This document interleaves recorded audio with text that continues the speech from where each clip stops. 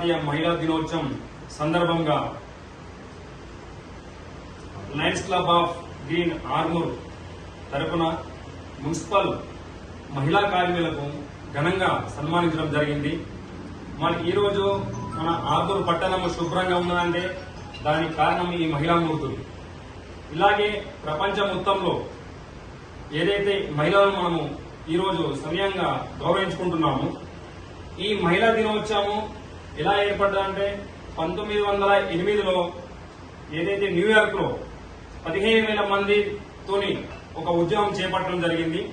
ఈ ఉద్యమంలో మహిళల అధిక జీతం కోసము, మహిళలకు ఓటు హక్కు కోసము, మహిళలకు తక్కువ పనితనం కోసము ఈ 3 అంశాలను దృష్టిలో పెట్టుకుని అక్కడ ఉన్న మహిళలు 15,000 మంది న్యూయార్క్ లో సమ్మె చేయడం జరిగింది.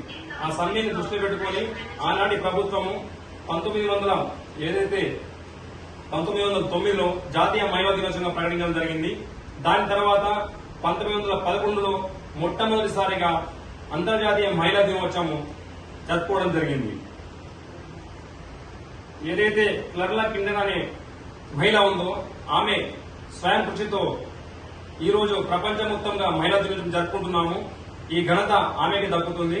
అలాగే మన సనాతన ధర్మంలో కూడా ఇప్పుడు లక్ష్మీ నరసింహస్వామి అంటాము, లేకపోతే పార్వతీ పరమేశ్వరం అంటాము. మహిళలను దేవతలను మనం ముందుగా పూజిస్తాము. అలాగే శ్రీమూర్తి ఈ రోజు మానవ జీవితంలో శ్రీమూర్తి లేని మానవ జాతి మనవడం లేదు.